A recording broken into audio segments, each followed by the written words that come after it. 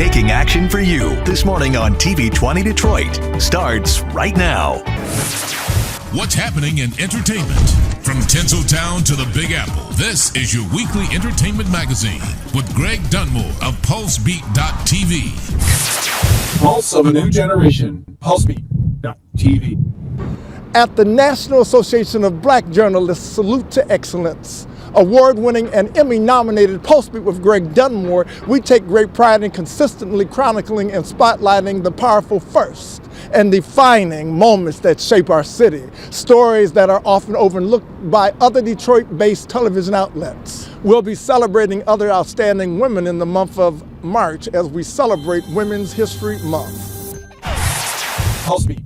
Before her name became national headlines, Viola Liuzzo was ordinary, a 39-year-old housewife, a mother, a part-time college student at Wayne State University in Detroit, someone who believed deeply, passionately in human decency.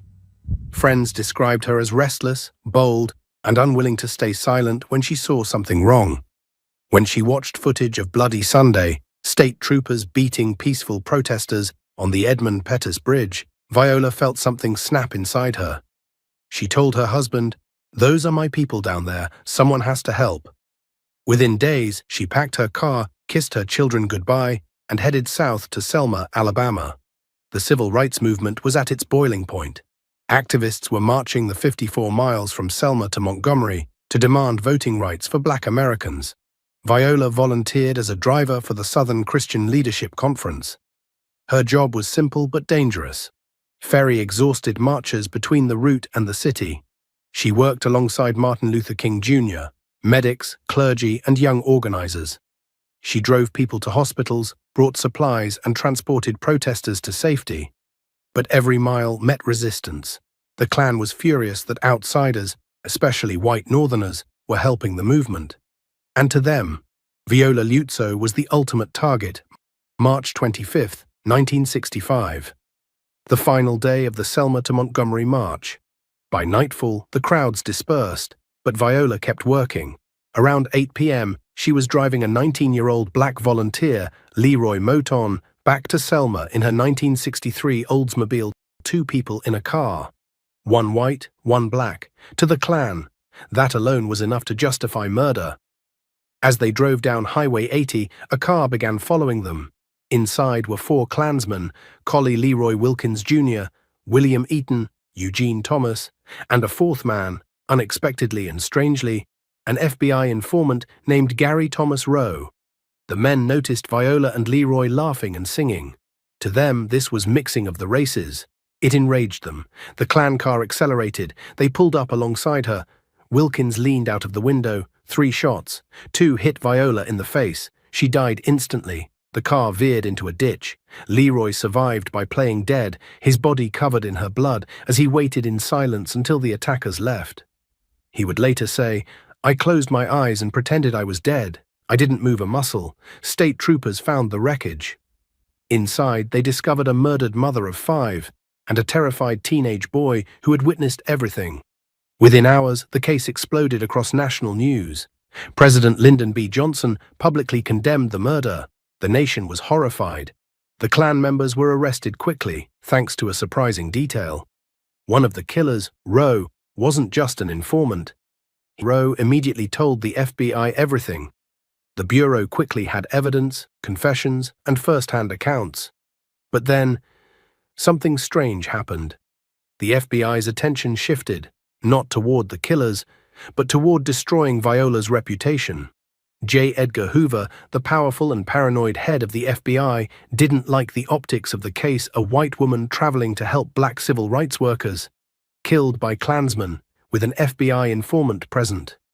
This was a political nightmare. Instead of focusing on the murder, Hoover launched a covert smear campaign to ruin Viola's image. Agents spread racist and misogynistic lies. She was a drug addict. She wasn't. She was neglecting her children. Untrue. She was sleeping with black men in her car. A targeted, racist fabrication. Even some newspapers repeated the lies. Her grieving husband, Jim Liuzzo, received anonymous calls saying his wife was a race traitor and deserved to die. The harassment was so intense that the Liuzzo children needed police protection. They were tormented at school, spit on, threatened, bullied because of government-fabricated rumors Viola Liuzzo had become a martyr. But the FBI wanted her to disappear. The Klan members faced state and federal trials. Alabama, unsurprisingly, refused to convict the killers. All white juries claimed there wasn't enough evidence. But federally, the U.S. government charged them with conspiring to deprive Viola of her civil rights. 3 were convicted and sentenced to 10 years. But the informant, Rowe, walked free, even though many believed he played a far greater role than the FBI admitted. Years later, evidence suggested Rowe may have fired the initial shots. But Hoover sealed the files. Justice was only partly served, and Viola's family was left with trauma and unanswered questions. Viola Liuzzo is the only white woman killed during the civil rights movement. Her death helped push forward the Voting Rights Act of 1965. But as a true crime case, her story is bigger than a single tragedy. It's about a woman who refused to be a bystander, a mother who believed equality was worth fighting for, a murder committed by hate and covered up by the government meant to protect her. In 2015, President Obama honored her posthumously. Today, highways, schools, and historic markers carry her name. But her greatest legacy lives in the words she wrote shortly before her death. It is everybody's fight, because if one of us is not free, none of us are. This has been the true crime story of Viola Liuzzo, a woman murdered for standing on the right side of history. Her killers tried to silence her. The government tried to smear her. But today, her truth lives on. PulseBeat.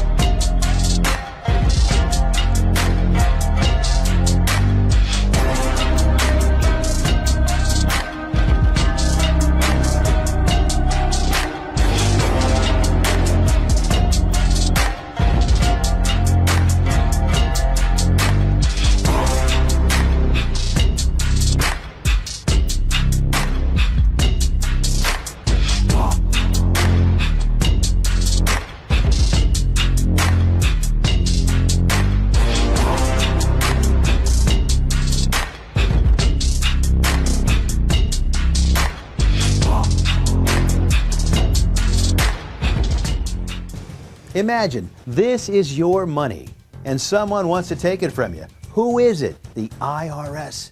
Guess what? They want your money and they can take it, all of it if they want. Remember, they sent you that letter right over here that said, hey, you owe us a bunch of cash and we're going to take it from you right now. So what do? You fight back by letting our team of experts work it out with the IRS so you can keep your money. And hey, we're good at what we do. When you hire us, you get a team of guys on your side that know the IRS laws, and we'll fight really hard to save your money. So, if you owe the IRS a ton of cash and you want to keep it, call right now and learn for free how we can help you put it back in your pocket. 5 minutes of your time right now can save you thousands of dollars. And the best part, it's a free call, so please call right now.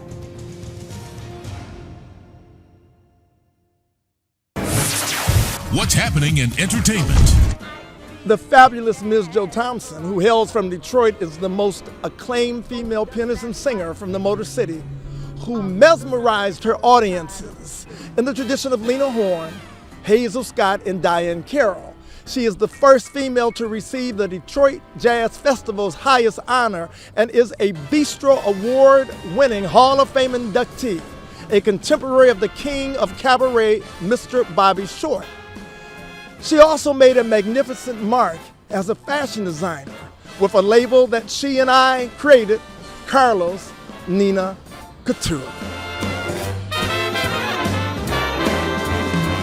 I said I packed up all my care and woe. Here I go, swinging low. Bye, bye, bye, bye, bye, bye, blackbird. Where somebody waits for me. Sugar's sweet and so is he. Bye, bye, bye, bye, bye, bye, blackbird. Number one When one talks about an awe-inspiring moment, we had one in Dallas where I was able to capture a poster of my mother, Jo Thompson, as she was just so splendid as she performed during a salute to Lena Horne in Dallas, Texas. Now we're back home in the other D, Detroit, and we're at it is an institution with really no competition. We're talking about MOD, the Metropolitan Museum of Design Detroit, and what a blessing that they have captured the spirit of what my mother symbolized, not only as a pianist and singer, but as a fashion designer. My mother, Jo Thompson, designed under the name Carlos Nina, which is my name, Charles in Spanish, and her middle name was Nina, and together we designed, with the help of Robert Lett, I think it is so much in the spirit of what my mother symbolized, as she was known as the fabulous Ms. Jo Thompson. So we're standing in front of somebody that touches my heart, an exhibition saluting my mother, the late, great, fabulous Ms. Jo Thompson. How does MOD, the Metropolitan Museum of Design Detroit, how do you come up with these unique, incredible exhibitions? Well, you know, it comes from a lot of hard work, but it really comes from the soul. And here at MOD, you know, this is what we do. We bring to life our concepts, our ideas. We call it voices and choices. And when we went through the annal of doing this, which was almost a 2-year process, and it was about giving back to the culture of the Black community, because as talented as your mom and so many others are, we don't always get that voice. We don't always are heard and continue to be heard. And that's the legacy part of what we're building here at MOD, is that we want the young kids coming up to understand who your mother was. So they'll know the history and all of the workmanship and the craftsmanship that she put into the art of being an entertainer. And your mom was a true entertainer, right? Then came along some chick with great big stockings too. Why you left me? I think I do. I guess I'll have to I got to find me a new kind. A new guy who digs my shiny stockings too. Ooh, shiny stockings. You two ladies are stunning wearing Carlos Nina. It's very glamorous and fabulous. It feels glamorous, it feels fabulous. I'm honored to be wearing your mother's garments. The sketchbook and her sketches, those sketches are amazing. So I'm excited. I'm very happy to be wearing it though. And even the other designs are really beautiful. Now it's a suit over there that we both have eyes on that's really nice. So I love it. I love it. And the creativity, congratulations to you and your mother for even thinking of these. I know my mother, Jo Thompson, would be smiling from heaven above, knowing that these two gorgeous ladies who are blessed with the kind of figure that she had, because, you know, she actually was the size. Someone said, was she really that size? You're really that size. You're really that size. And she wasn't really that size. So let me know, wearing Carlos Nina distinctively at this exhibition because of the Metropolitan Museum of Design Detroit, would you say something about what the spirit is making you say wearing Carlos Nina by Jo Thompson and me, Greg Dunmore, Carlos Nina? I would say it's making me feel absolutely fabulous. As MOD's one of my homes away from home, and knowing Greg throughout the years, it's truly an honor to be wearing his mother's gowns and collection and seeing everything else. Like Rocky said, we're probably going to have to fight for that one suit that's over there. It's truly stunning, all of it. And I'd say the feeling I feel is just magical. On her, I'm going to call it on-stage fashion, which is also part of what MOD does, which is very different. A lot of people show fashion in general, but on-stage fashion. So I just want to show even the camera and everybody. So congratulations to you. And we are just doing a teaser right now of hopefully a large exhibit again, because MOD is growing and growing. And this amazing woman who unfortunately, I'm gonna cry. Unfortunately, I never got the chance, but now that I've really researched, because we research everybody, and did a little bit of a deep dive And sure enough, it's because of you. I didn't know your mom. I love her already. So congratulations as well from your mom or to your mom. Well, you know what? I am so touched, and my mom, Jo Thompson, is smiling from heaven above because she would be awestruck by the Metropolitan Museum of Design Detroit MOD, because this symbolizes an institution that she would have understood your mission. She would have been a member. She would have been performing here, and her designs are shining here. So there's something very spiritual about what you are doing. Love makes me treat you the way that I do. Gee, baby, ain't I good to you? I'm chilling to the music of Jo Thompson. She really swings. Love makes me treat you the way that I do. Gee, baby, ain't I good to you? There's nothing too good for one so fine and true. Gee, baby, ain't I good to you? If you like what we're doing, please tell a friend, or if you want to see what we've done again, go to PulsebeatGlobal.com. That's PULSEBEATGLOBAL.com. You can also go to our PulseBeat TV YouTube channel, and you can revisit what we're doing. And once again, you can tell everybody that we're doing something that is so exciting that they wouldn't want to miss it. Remember PulseBeatGlobal.com or the YouTube channel PulseBeat TV. PulseBeat. Now we're going to go to The Lion King, and there are some women doing some dynamic things, and we were blessed to talk to some of the most dynamic reasons why women are a powerful reason why The Lion King is the #1 musical in the history of Broadway musicals. Julie Taymor, who is the history-making director, the first female to ever receive a Tony Award as a director. And she also received the Tony as the best costume designer. And it is her vision that you stand on so many different levels. Now, March is Women's History Month. As a person that is so instrumental in the part that you play, which is Rafiki, can you explain in your interpretation why this has become the ultimate definition of what a classic and universal theme is about? With Rafiki is a shaman. Majority of African countries have shamans, and in the show, Rafiki is played by a female, which is Rafiki, of course. And then in reality, majority of shamans in Africa are females. Specifically in my country, it was a majority of females. And that has been so much of a connection because shamans, they are spiritual healers, spiritual leaders, and they provide medicines for people. You know, before hospitals were involved, those were traditional hospitals.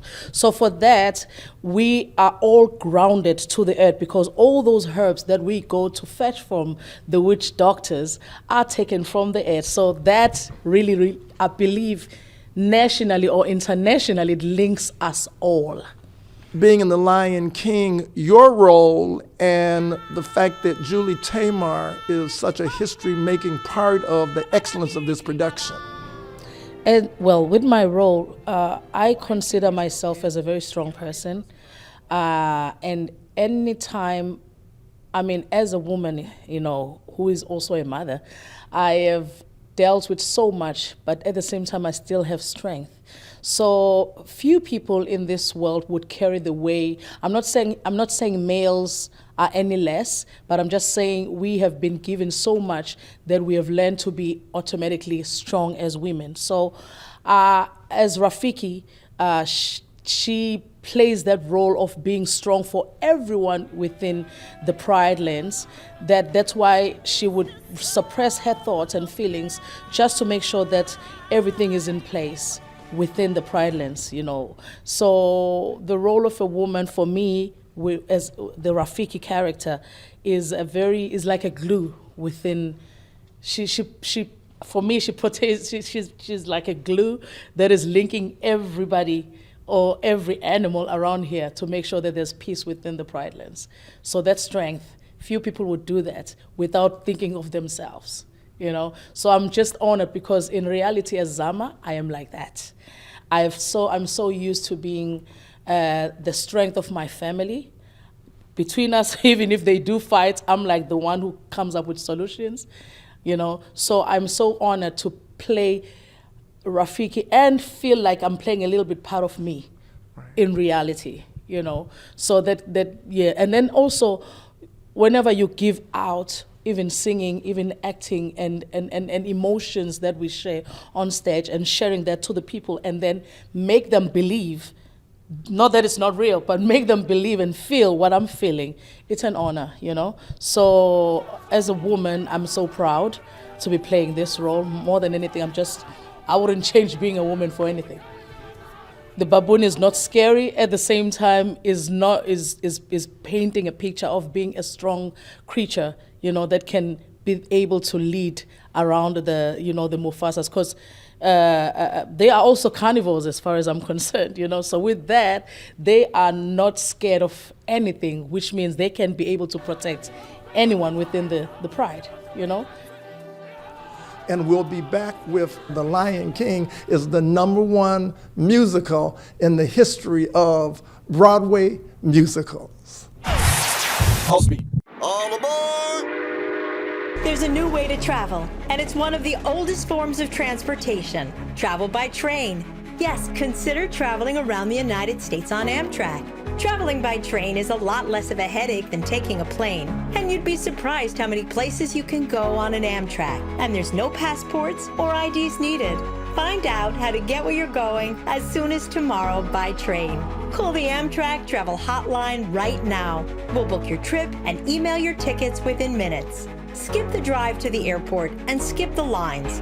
Call right now to book your Amtrak reservations. We service most of the United States. Do something new. Travel by Amtrak today. Find out how to get where you're going as soon as tomorrow by train. Call the Amtrak Travel Hotline right now. Call 855-827-5004. That's 855-827-5004. Again, 855-827-5004. PulseBeat. When I look at the journey that I've traveled, I came as a naive little girl, you know. I started as an ensemble, and I just went until I was a Rafiki. However, it was not like a smooth journey at some point, because there were mental challenges, there were emotional challenges, there were faith challenges, etc. So with the journey that I've been to, I've realized that sometimes being as strong as I am right now, that didn't come like that, but I needed the people that I was with to keep me, you know, to make me strong. The strength, you don't just get it. You use people. Not that you use them. It comes from the people. The more they hurt you, the more they curse at you. You know, I was in Spain and things happened. I'm not going to get into details with that. But with that, I get to understand, oh, so these people are like that, and this is like this, you know. I was not going to grow mentally in terms of understanding the creatures or in terms of understanding the people internationally if I didn't get a chance to get every country and different languages and different cultures, etc., etc. They provide that, but the more they provide, the more I grow. You know, with that journey, I've really encountered the fact that as I'm playing Rafiki, I feel ready. And so that when I'm on stage, with all that I've experienced, it has made me the Zama that I am today, the strength I give. And I'm a very spiritual person also. And also mentally, I've grown so much. I've learned to appreciate so much. The negatives that I used to encounter in my past, it has changed because I've learned to appreciate and understand that people are different, and if they are hurting, it's because they've encountered so many challenges in their lives. Sometimes they give that out to you to hurt you, not that they want to hurt you. It's because of what they have experienced. So I have to remember that spot. So playing Rafiki, I feel I've grown enough to know that I can tell the story, and I can be the Rafiki that is probably needed because of my history, because of what I've learned, because of what I've seen, you know. So now when I sing, somebody can see that, oh, I see Rafiki, not Zama, you understand? It's more of the sound. I've realized that people were crying even if they don't know what they are listening to. Like there are songs in the show that are Zulu, that are Sotho, but you would see them crying because in reality, internationally, music is like a soulful thing that we all need. I really believe music connects us all internationally, you know. So the fact that I'm playing in the musical theater, it's like Lion King musical, makes me feel like I'm making sense to me first and making sense to anyone that is listening to us singing, you know. The music and the wonderful story, which is the combination of any great Broadway musical. For the people who have not seen it, and I think everybody on the planet has seen this, but there's a few that have not. Can you say something just to encourage those who are watching this that have not seen The Lion King, why it's a must-see, and for those who have seen it, why they're probably going to see it again? If you've been so much interested to go to Africa and see those animals, the big five, all those creatures, but then portrayed in a way that human beings are making them look alive on stage, and you're interested to see that part, you can come to The Lion King. If you are interested to listen to African music and all those songs used in the, you can come and watch the show and hear that sound. And if you are interested to see the zebras and gazelles played by humans and make them look alive and come alive, Lion King is your way. So with all those puppets used in the show, it's amazing that you can't miss it. The music that has been used, the props that are being used can make you be part and parcel of Africa, you know, and the costumes that are used in the show can make you be part and understand how Africa, you know, it gives a little bit of a detail, even if it's human beings playing the roles, but you will be part of it and understand that, wow, in Africa there is such, which is South African music and African music all together, and the puppets used, it's like, wow, the creatures are like this, you know. It's like, yeah, so I would say come over and see something you've never seen before. Then you will say, because once you go Lion King, you might not go back.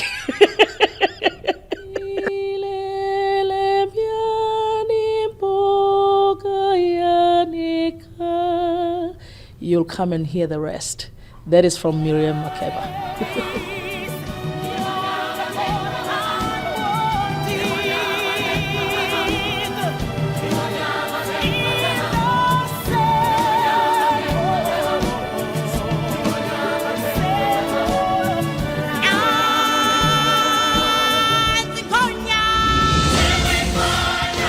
Join the Circle of Life at the Lion King.